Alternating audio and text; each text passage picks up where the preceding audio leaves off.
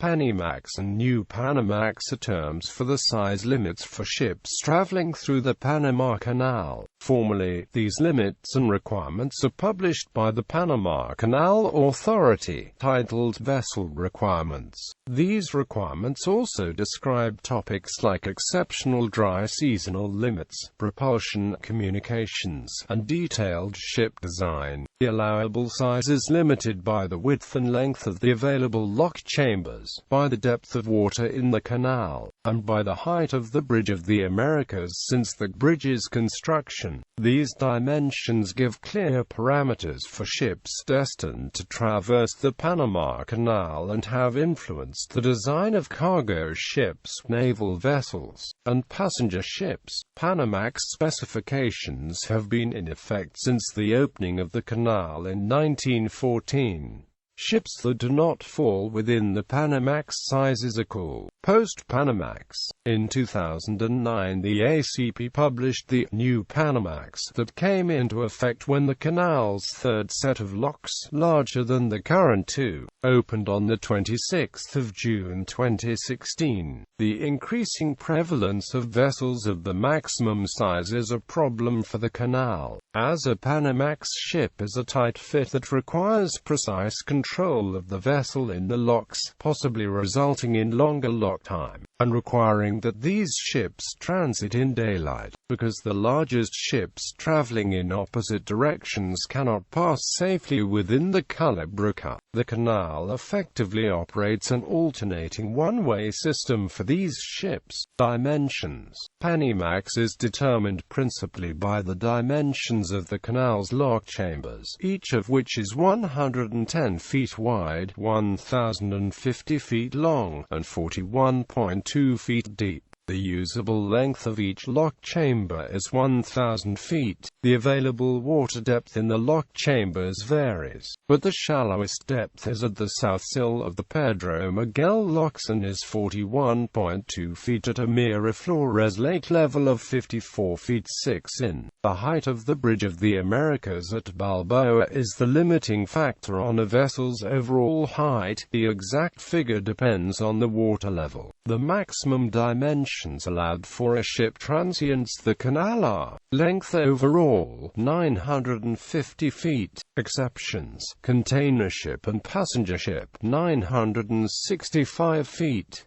Tug-barge combination, rigidly connected, 900 feet overall. Other non-self-propelled vessels tug combination, 850 feet overall.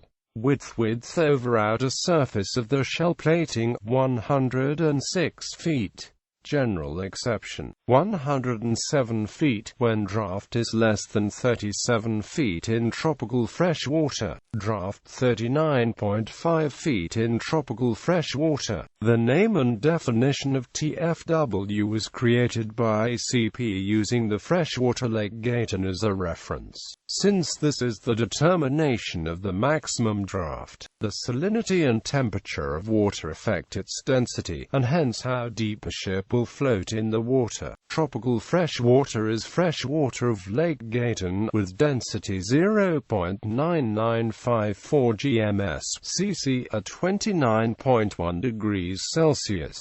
The physical limit is set by the lower entrance of the Pedro Miguel locks. When the water level in Lake Gatun is low during an exceptionally dry season, the maximum permitted draft may be reduced. Such a restriction is published 3 weeks in advance, so ship loading plans can take appropriate measures. Air draft, 190 feet measured from the waterline to the vessel's highest point. Limit also pertains to Balboa Harbor. Exception, 205 feet when passage at low water at Balboa is possible. All exceptions are typically allowed only after specific request and an investigation, and on a once or twice only basis. A Panamax cargo ship would typically have a DWT of 65 5,000–80,000 tons, but its maximum cargo would be about 52,500 tons during a transit due to draft limitations in the canal. The longest ship ever to transit was the San Juan Prospector, now the Marcona Prospector, an all-bulk oil carrier that is 973 feet long, with a beam of 106 feet. The widest ships to transit are the 4 Iowa-class battleship, which have a maximum beam of 108 feet, leaving less than 6 in margin of error between the ships and the walls of the locks. Post-Panamax ships. Post-Panamax or over-Panamax denote ships larger than Panamax that do not fit in the canal, such as supertankers and the largest modern container and passenger ships. The first known post-Panamax ship was the RMS Queen Mary, launched in 1934, built with a 118-foot beam as she was intended solely for North Atlantic passenger runs. When she was moved to Long Beach, California, as a tourist attraction in 1967, a lengthy voyage around Cape Horn was necessary. The first known post-Panamax warships were the Japanese Yamato-class battleships, launched in 1940. Until World War II, the United States Navy required that all of the warships be capable of transients the Panama Canal. The first U.S. Navy warship designed to exceed Panamax limits was the Montana-class battleship, designed circa 1940 but never built. The limit was specifically removed by the Secretary of the Navy on 12 February 1940, with the prospect of a new set of 140-foot wide locks to be built for the canal. The Essex-class aircraft carriers were designed with a folding deck edge elevator to meet Panamax limits. The limit did not apply to subsequent U.S. aircraft carriers. Context. As early as the 1930s, new locks were proposed for the Panama Canal to ease congestion and to allow larger ships to pass. The project was abandoned in 1942. On October 22, 2006, the Panama Canal Authority held a referendum for Panamanian citizens to vote on the Panama Canal expansion project. The expansion was approved by a wide margin, with support from about 78% of the electorate. Construction began in 2007, and after several delays, the new locks opened for commercial traffic on 26 June 2016.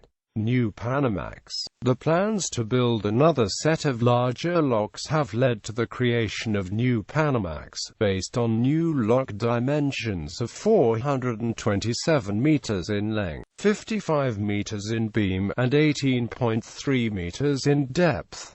Naval architects and civil engineers began taking into account these dimensions for container ships. After this expansion, finished in June 2016, the Panama Canal is now able to handle vessels with a length of 1,201 feet and cargo capacity up to 13,020-foot equivalent units. Previously, it could only handle vessels up to about 5,000 TEU.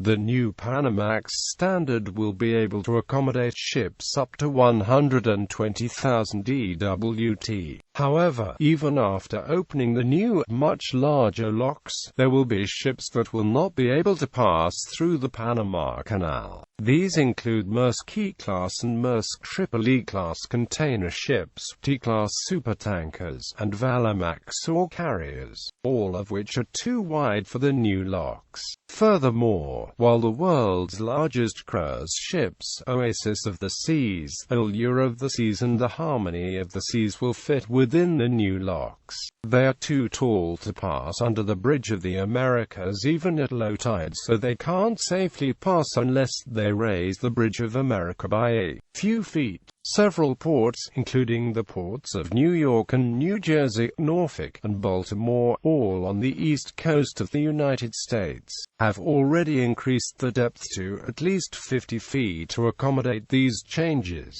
The Port of Miami has recently approved the same in a project known as the Deep Dredge, and will be the closest deep-water port to the Panama Canal in the U.S. Liverpool is building a new container terminal, Liverpool 2, where ships berth in the tidal river rather than in the enclosed docks, to coincide with the opening of the widened Panama Canal locks. The Port Authority of New York and New Jersey is raising the clearance of the Bayonne Bridge to 215 feet, at a cost of $1 billion, to allow new Panamax ships to reach container port facilities at Port Newark Elizabeth Marine Terminal. As of April 2012, a controversy between Savannah, Georgia, and Charleston, South Carolina, over limited federal funding for dredging, deepening projects, including both state and federal lawsuits filed by environmental groups in both states, opposing the techniques planned to be used in dredging the Savannah River, also revolves around attracting the business of carriers whose fleets include new Panamax vessels. Jacksonville, Florida, is pursuing its Mile Point project with the prospect of deepening the St. Johns River in anticipation of post-Panamax traffic. Mobile, Alabama, has completed the deepening of its harbor to 45 feet for the same reason, and other ports seem likely to follow suit.